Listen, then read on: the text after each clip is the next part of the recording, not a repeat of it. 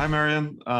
Thank you for joining me on Testing Insights. It's a pleasure to have you here. Can you briefly introduce yourself and tell me why you're relevant to talk to about experimentation CRO program management? I've been working for the past 6 years as a CRO manager. I was working for La Maison du Whisky, a spirit distributor in France, quite big e-commerce website. I started working with A/B testing a little bit on my side, and then I developed a lot of knowledge by just reading book, e-learning, speaking to other CRO, getting trained by the tool I was using, which was A/B testing at the time. I spent 4 years at La Maison du Whisky, and then since 2 years, I'm working same CRO manager for Sage, which is a distributor of a SaaS company, creating, editing, accounting websites, accounting software, everything to do for a company, ERP as well, HR, payroll, software, etc. So 2 different industries, but very interesting to have this switch from one to the other. Because working in B2C and in B2B is very different. In one, we had to create purchase, and today it's more about creating leads. So because it's long-term sales and it's long-term customer value, so that's interesting too. And yeah, that's about it. Yeah, and through our previous discussions, you've been talking about the way that you're running the CRO program within your current organization and challenges in terms of change management and the work. And I do find that on the B2B side of things, when you're running a program focusing on leads, there's maybe a little bit less volumes than on the e-commerce sides of things. It's a little bit less performance marketing driven, a little bit more account-based marketing, and you're looking at pipeline, revenue and win-loss rates and stuff like that, and determining success metrics, et cetera, can be a little bit harder, a little bit to connect the dots. So my questions are centered not on some of those mechanics, but a little bit about your experience in implementing and pushing an experimentation culture and a program within your organizations. My first question is, how are you, within your current work in Sage, how are you pushing the program and discussing, measuring, and proving out ROI for experimentation there? As every department, I'm asked to report on numbers, key numbers, sales, volume, main KPI, conversion rates, which I do in a table, the usual table people have to are used to analyze and see.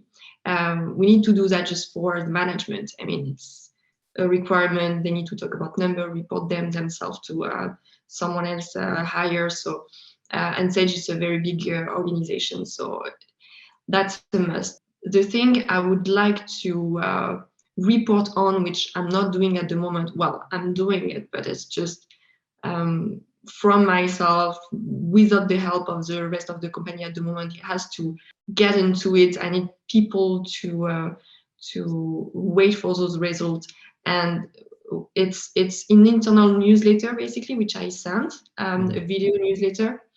Why video? Because it's just first of all, we are literally overwhelmed with email, even internally, so we don't have time. And also, I think to get people to understand and get interested, I think just video is a bit more fun than tables. And also, A/B testing is much better when you explain, because it's not about only numbers. And what's interesting about experimentation is getting people to understand what's the customer insight you got. So what you've learned that you didn't know before. So I'm picking up 2 or 3, well, sometimes more A/B tests, which I've been running for the past months. And on a monthly basis, I just explain them on the video. Even if they fail, I mean, we know that most of the A/B tests fail. So I want the rest of the company also to understand that. And ideally, I want the product, for instance, to get inspired to do their own testing on the side, or maybe the marketing to reuse it just as in an email, because if we learn something from the customer, it's maybe something we want to use in the acquisition or in another step of the inbound. And for the product, for instance, if we find out that one customer was really appealed by one feature of the product, then the product might want to highlight this. What I really want to do is for people to get the insight, to have maybe a platform or to gather it all together, and to have also people being able to bring their insights, because there is a team, for instance, checking like the customer review on product. And that's something I'm looking for very often, but I need to deep dive into our review to get them. But usually, what would be nice is that those people would also bring their own customer insight, and we could have this kind of team, product team DAM, that, which is for based on our customer, something easy to search, like kind of a tool, and the rest of the company needs to have the every time they make assumption on something about the customer, they would be naturally guided to go to this tool or go on my video or ask my team, etc. Yeah, I love the idea of the video newsletter. We put together some kind of the PDF newsletters, the monthly kind of newsletters and some programs that we run. But the video one is an interesting one. I haven't thought about that.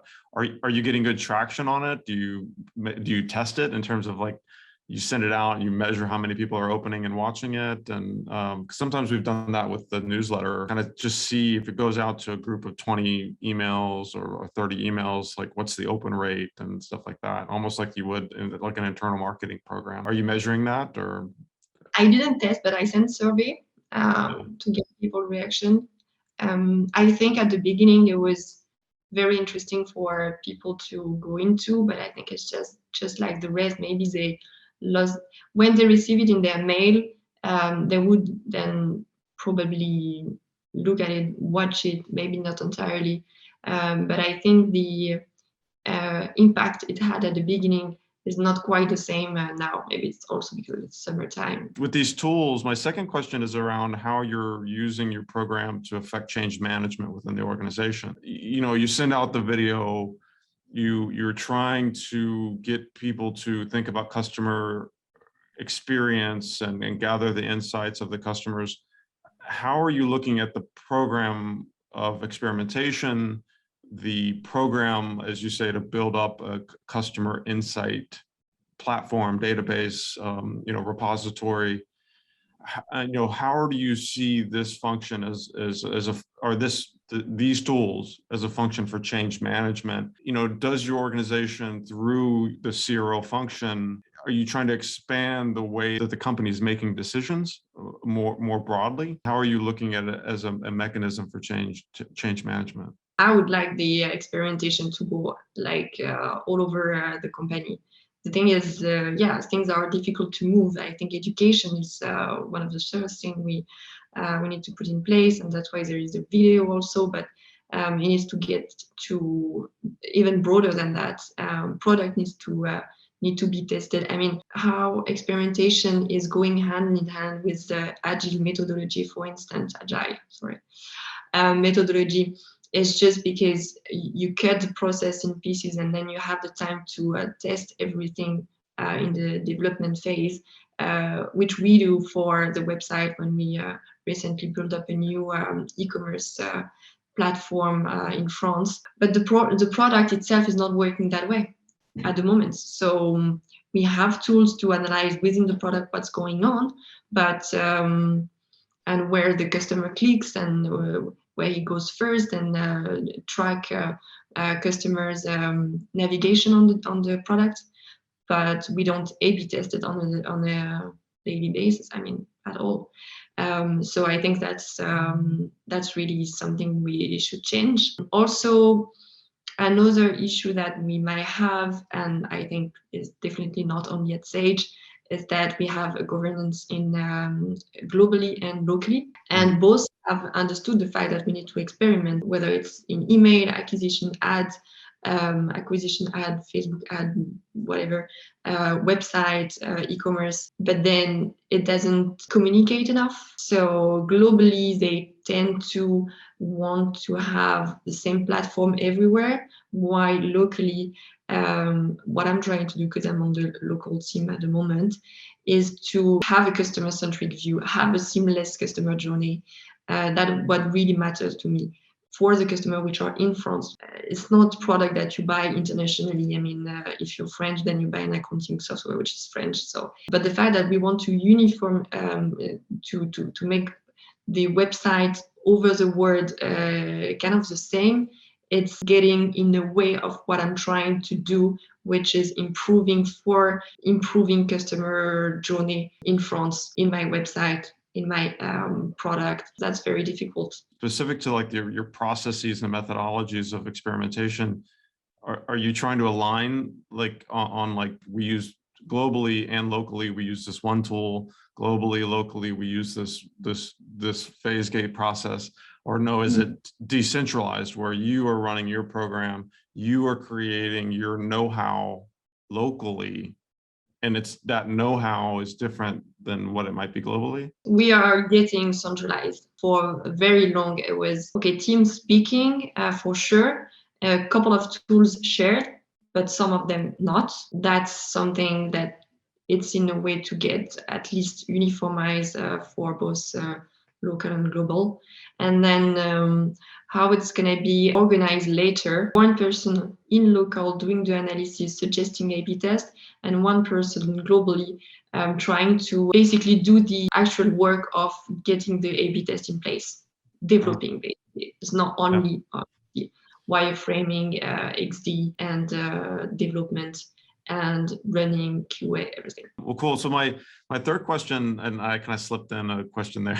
It was pivot off the second one. My third question, I was going to ask you about sort of what you're struggling with lately, but I think because you're working as a CRO and experimenter in France, and I've got a little bit of a French connection as well. My wife is French. I spent a lot of time there. And you mentioned just, French people are going to buy, an accounting software from France. I know this type of culture. Like I know this. France, Italy, Spain, these countries can be a bit of a black box with regards to the CRO industry as a whole. Speaking from an agency perspective, or in the US, a lot of these companies will share and talk or work with other companies outside of their own local company. But in France, very much a relationship-based economy. You're making deals over an espresso. I'm curious, I wanted to ask you about your experience as a CRO in France, thinking about the broader community of CRO and the ability to work outside with partners outside of France, and maybe if that's changed with COVID, and just what are your perspectives on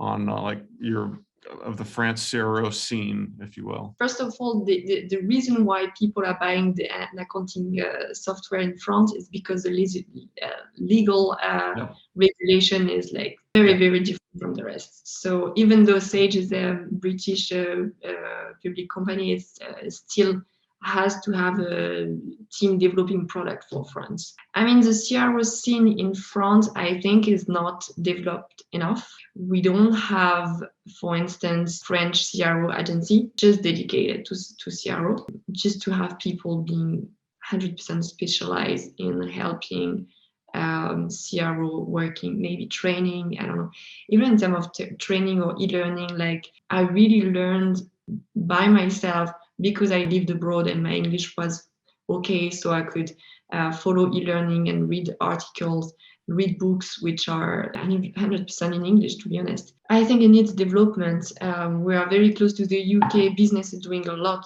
is obviously European and not only France. So it's getting there, but I think it's just a little bit longer than we would see in Germany or in England or in the US. But it will take time. I mean, I'm 100% sure that it's getting there, and it will be soon as strong as whatever exists in the UK. Also, A/B testing, the tool I'm using. In terms of tool, I think and we're good at tech. It's not about that. I think experimentation has not been evangelized enough, and that's what I'm trying to do when I'm participating in podcasts with experimentation, or I do training from time to time outside of my work hours, and I think that will help. I appreciate you coming on to this Testing Insights. Thank you, Marion, for coming on. I appreciate it. Thank you, Ben.